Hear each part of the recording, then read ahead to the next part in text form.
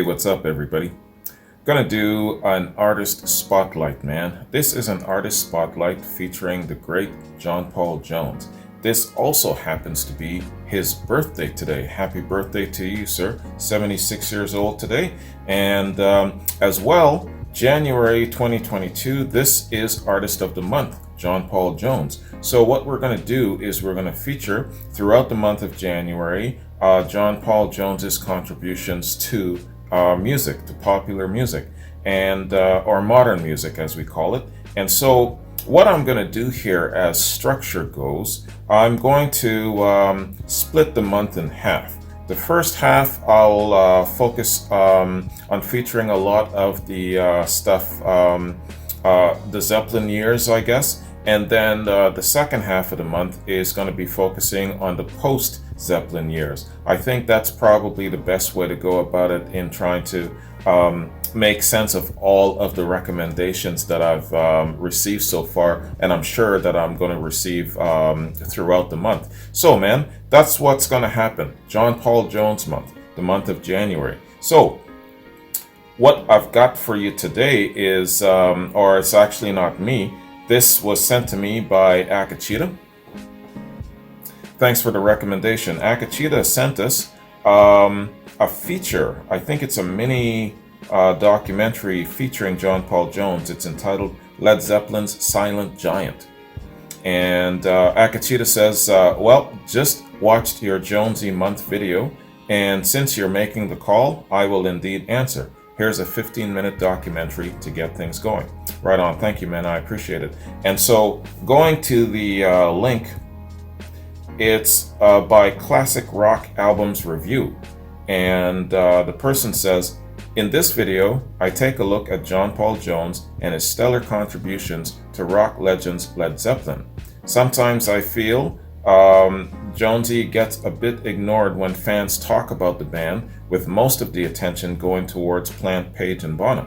Hopefully, this video will show some of what he brought to the table and the superb musician he is.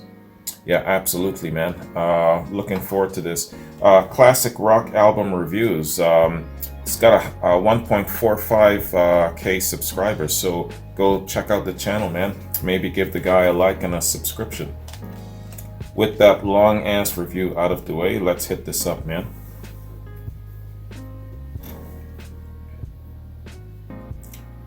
John Paul Jones, Led Zeppelin's Silent Giant. Let's get it. The first time I saw Led Zeppelin was in 1973. They came straight out and into rock and roll, bang, and hit you right between the eyes. John Bonham was living up to his reputation as rock's most powerful drummer. Jimmy Page was duck walking across the stage, firing out these incendiary guitar lines. And Robert Plant, let's be honest, probably didn't require any amplification at all on that colossal voice. Stage left was John Paul Jones, playing bass, slightly in the background, almost like he didn't belong there. I started to focus, to zone in on his playing, and it dawned on me how huge his contribution was to this powerhouse of a band. At times he would be holding down the rhythm, seemingly locked into Bonham's snare and bass drums, as well as mirroring perfectly Bonzo's drum fills. Then he would join Page on those classic riffs, but there was variation. At various times he would really attack those strings, adding a percussive part to underpin Page's guitar. Then he played these little improvised runs, but the genius here was he chose his notes. He kept it simple, he kept it clean, and he didn't interfere with what Page or Plant were doing, as a more busier bassist might have. Jones would also play just in front of the beat, pushing the music along, or a hair's breadth behind that beat, bit like what Keith Richards does for the Stones. Playing behind the beat gives the music swing and a kind of primal funkiness. As the concert progressed, John Paul switched to keyboards, eerie electric piano for No Quarter, mellotron and organ for Stairway to Heaven, and a killer organ solo on Thank You, all the while playing tourist bass pedals beneath those keyboards. I left the venue that night in awe of the man. John Richard Baldwin, soon to be known as John Paul Jones, was born in Sidcup, Kent on the 3rd of January 1946. He began playing piano at age 6. John's father was a pianist, a trumpet player and an arranger for big bands, as well as performing a musical comedy act with his wife, John's mother. Jones Sr. was a big fan of jazz and blues and introduced John to the likes of Sonny Terry, Brownie McGee, Bucker White, Big Bill Broonzy, Charles Mingus and Thelonious Monk. At an early age, Jones went to boarding school, Christ College, Blackheath, where he formally studied music. At the age of 14, he became a choir master and organist at his local church. But around this time, rock and roll was also starting to have an impact on the young prodigy. John, the first record I bought as a teenager was Jerry Lee Lewis's Great Balls of Fire and the Everly Brothers' Kathy's Clown. I also got into soul music through Ray Charles. But it was the fluid playing of Phil Upchurch on his 1961 album You Can't Sit Down that inspired John Paul to start playing the electric bass. Very quickly, Jones found himself playing for the jazz rock group the Jet Blacks, which included John McLaughlin. In 1962, less than a year after picking up the bass guitar, he was offered a place in the backing band of Jet Harris and Tony Meehan, former members of the UK group The Shadows. Meehan and Harris had left the band to form a pop duo of their own. But when the Shadows were looking for a new bassist in 1963, Tony Meehan put John Paul's name forward as a replacement. A whole lot of Apache? Maybe not. Tony then suggested to John that he should become a session musician at Decca Studios in London. Very, very quickly, producers and artists recognised John Paul's skills as a bassist and an arranger. For 4 years he was in constant demand, completing 2 to 3 sessions a day, 6 days, 7 days a week. John Paul, I was arranging 50 to 60 things a month and it was starting to kill me. A lot of the sessions John Paul can't remember, but here's a few. Arranging the string section on the Stones' She's a Rainbow. Playing bass for Cat Stevens on his debut album, Matthew and Son. Dusty Springfield, her album Dusty Definitely, where as well as bass duties he conducts the orchestra. In fact, it was Dusty who put in a good word or two when her label Atlantic were thinking of signing Led Zeppelin. When Jeff Beck recorded his first solo single, Beck's Bolero, he enlisted old friend Jimmy Page as a producer and to back him up on 12-string guitar.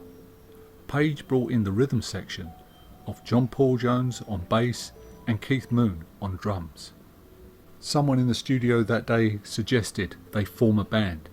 Moon quipped back that would go down like a lead balloon, and they say that is the origins of the name Led Zeppelin.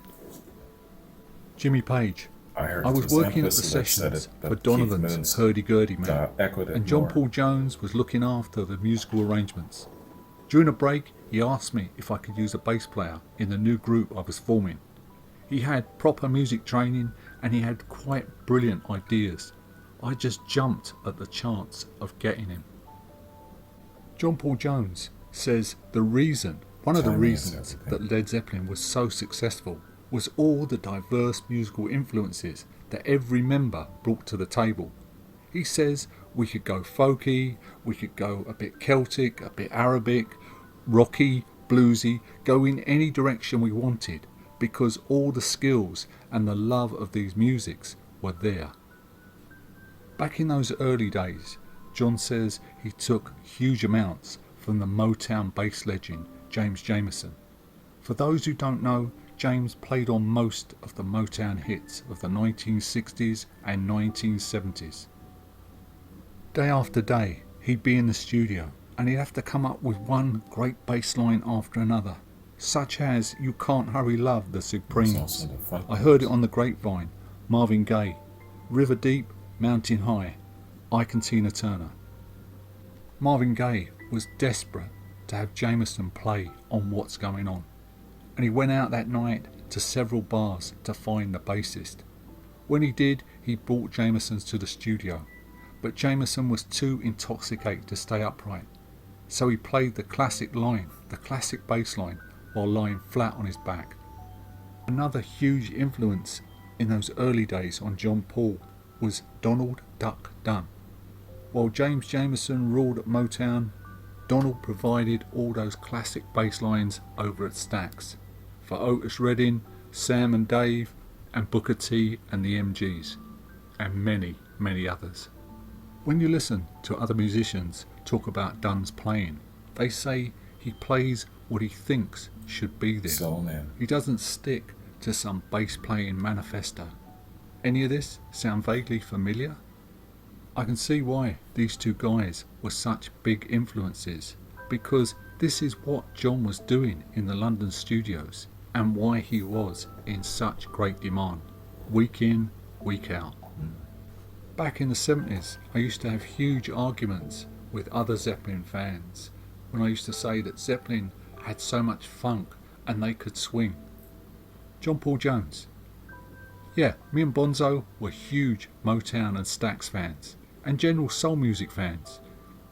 James Brown, for example, which is one of the reasons I've always said that Zeppelin was one of the few bands to swing. We actually had a groove in those days. People used to come to our shows and dance, which was great. To see all the women up and dancing, it was brilliant. You didn't see that at a Black Sabbath show. So we were different in that way. We were a groovy band. We used all our black pop music influences as a key to rock that went way over the top.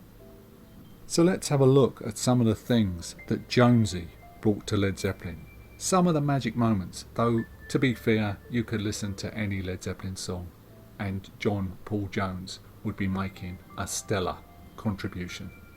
Heartbreaker from Led Zeppelin 2. Even the crunch. And I've included the isolated bass track in the description. Just listen to the distorted, dirty tone that John gets and how that underpinned that famous guitar riff by Jimmy Page.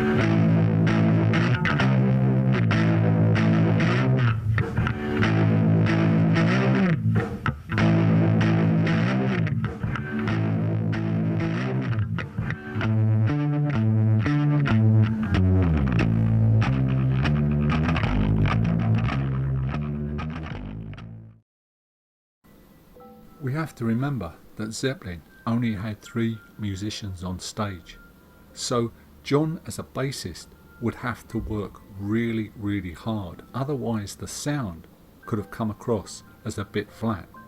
Geddy Lee said the same thing when he started out with Rush. As a bassist, he had to really fill in the sound the 3-piece were making. Another isolated bass track, which I'm going to include in the description, is Ramble On. Now listen to how John's bass starts with those low, slow notes and transitions to adding a counter melody to the vocals and is so damn funky.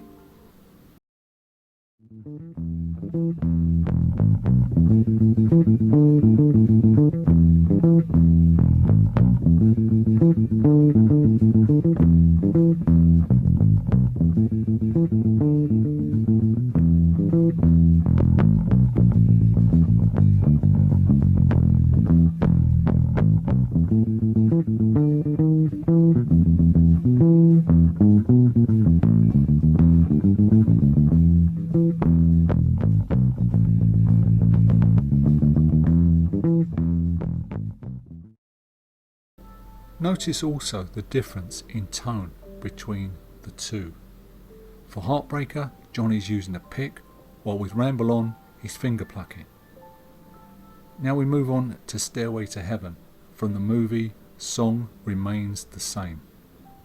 During Jimmy's stellar guitar solo, take a listen at 7 minutes 42 seconds. John Paul enters with this wonderful marching organ riff. Bonzo falls in straight behind, and together they create these counterpoints for Jimmy just to bounce off of. Kashmir, I probably could do a whole video on just this one track. It's been, 45 years since I first heard this track, and I'm still finding out new stuff about it. Basically, the drums are in 4/4 time, and the strings, bass and guitar are in 3/4 time. This creates this weird, shifting, rhythmic dynamic.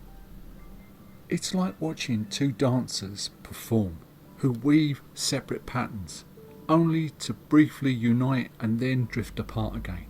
It's quite simply unbelievable musicianship and playing. Live, Jonesy would sometimes lean so far back off the beat, I'm surprised he didn't fall over. He says, Jimmy and I would have competitions in who could lay back most off the beat. John Paul Jones.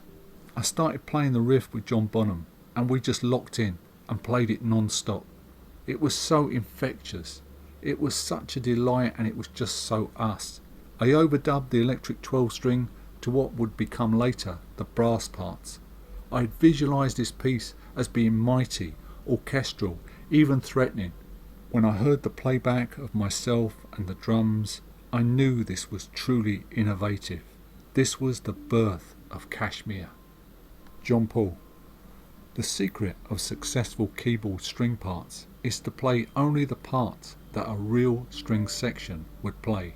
That is, one line for the first violins, one line for second violins, one for violas, one for cellos, one for basses. Some divided parts, 2 or more notes to a line are allowed, but keep them to a minimum.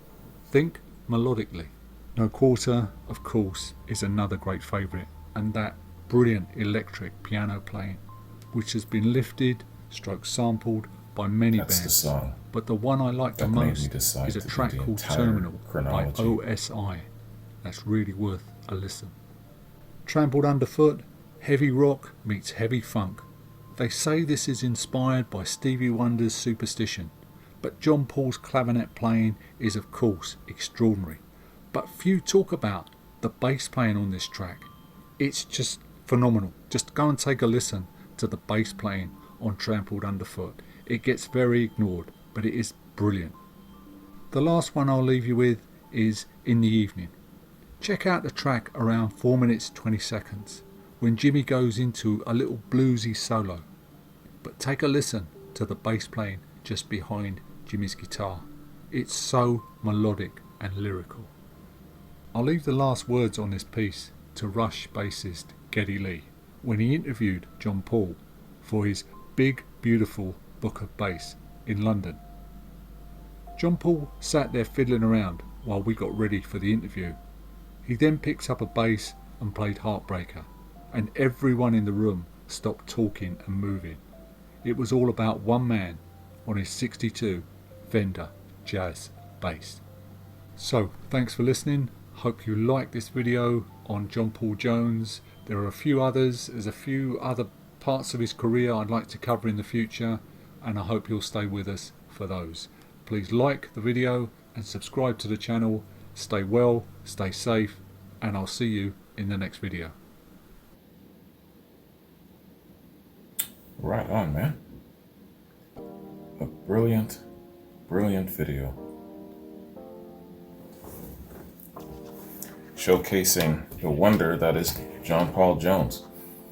I call him the glue of Led Zeppelin. I call him sometimes the ninja and the silent assassin, you know, and definitely the silent giant. Yeah, you know, it always goes back to the wonder of these four guys coming together.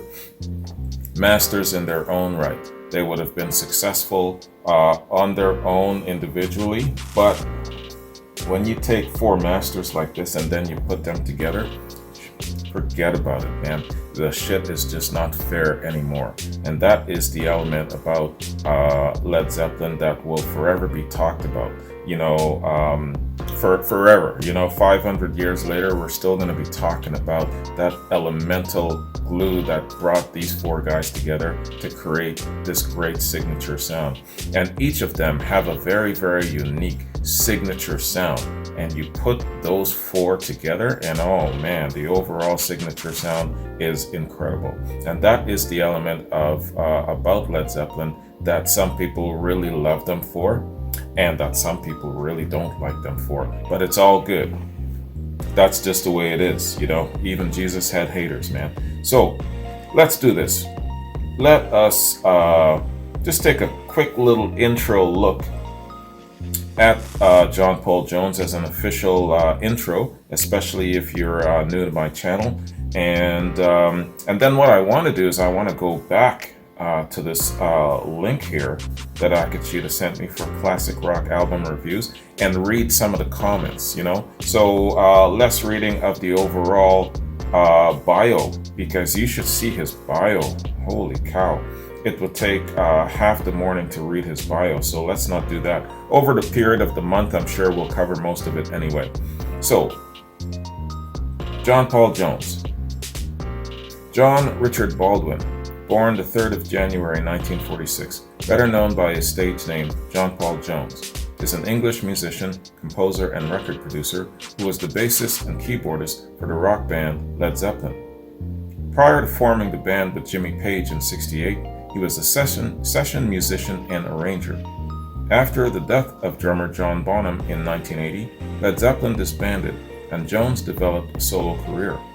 He has collaborated with musicians across a variety of genres, including Josh Homme and Dave Grohl with the supergroup Them Crooked Vultures.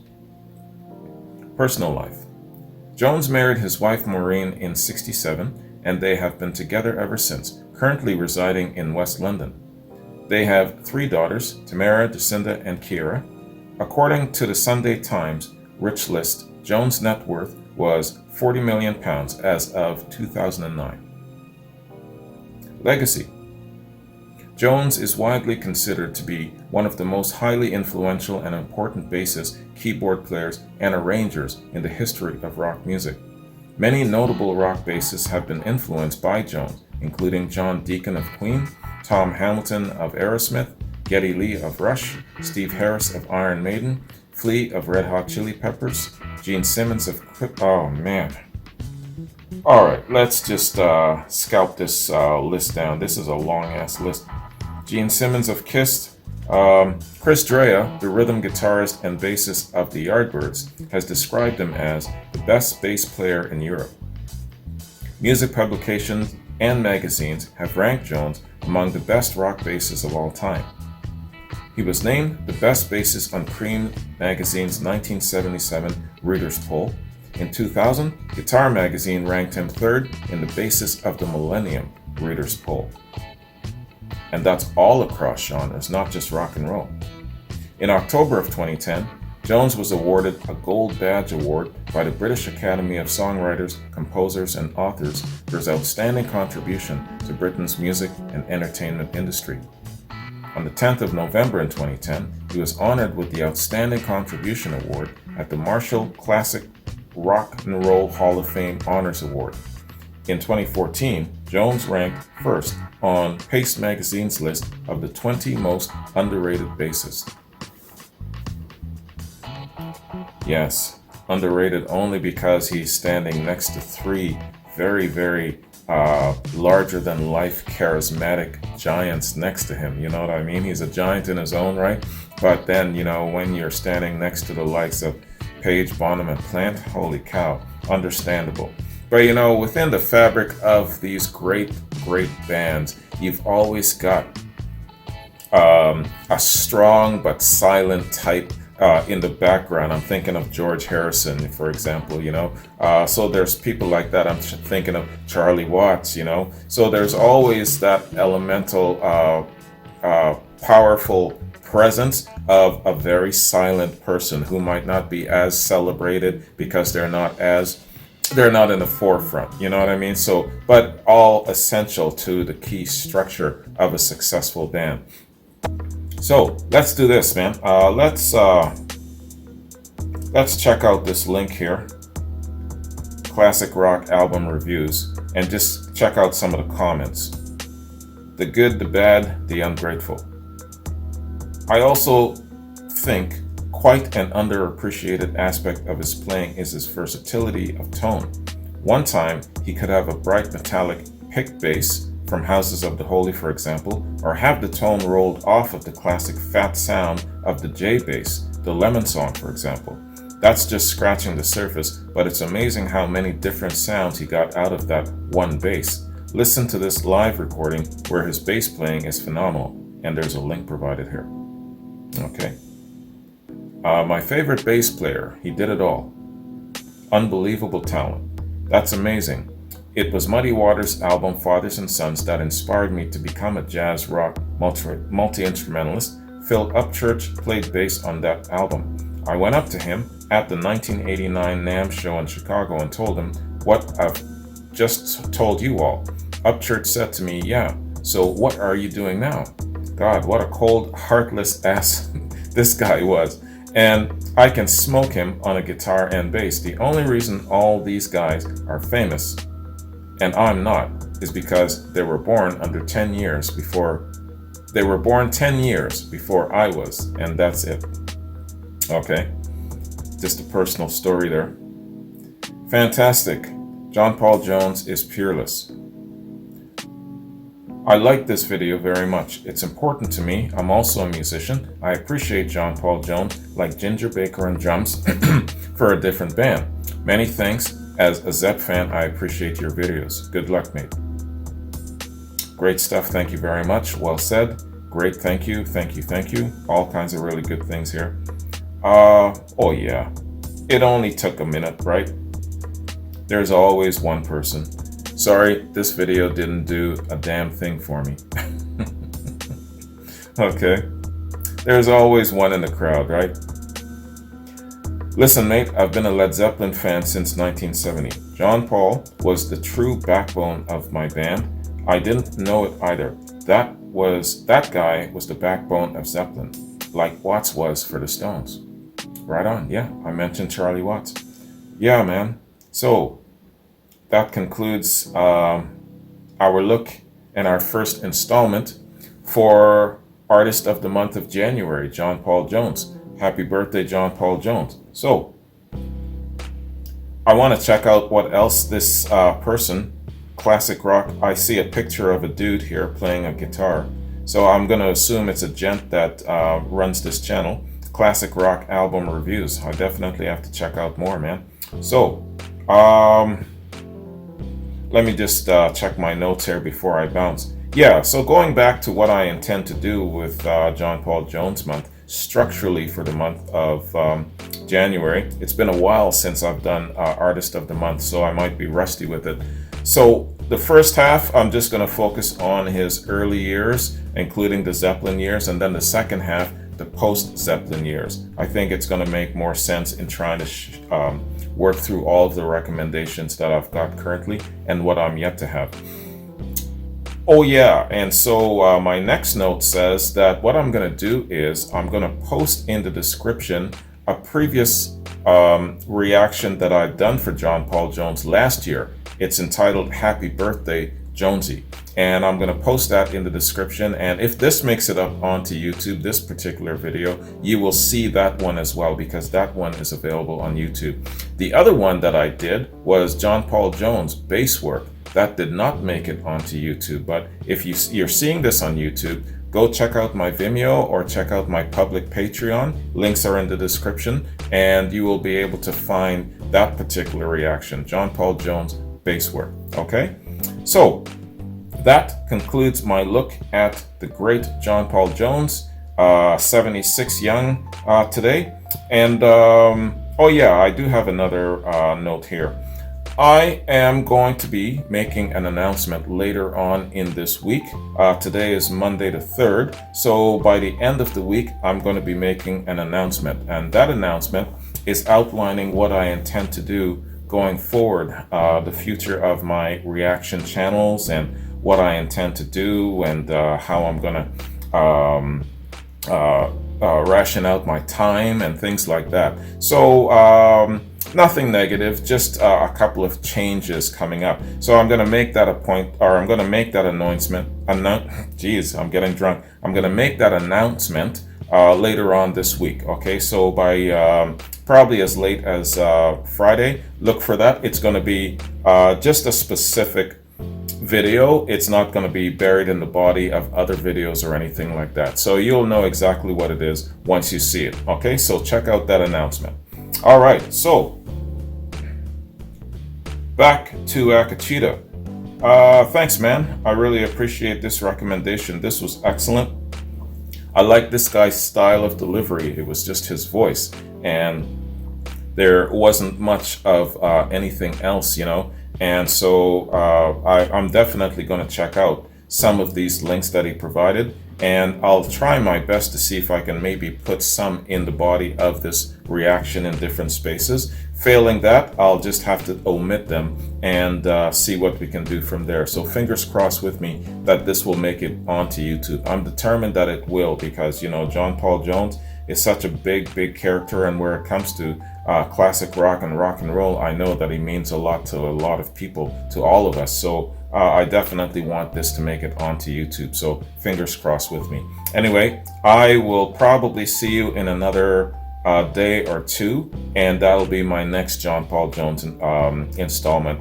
My goal is to kind of like stagger the days, you know, every second day, maybe do another one, something like that. We'll see how it goes. Wish me luck with that. All right, y'all, have a good one. Take care, peace, and I'll see you in my next John Paul Jones installment.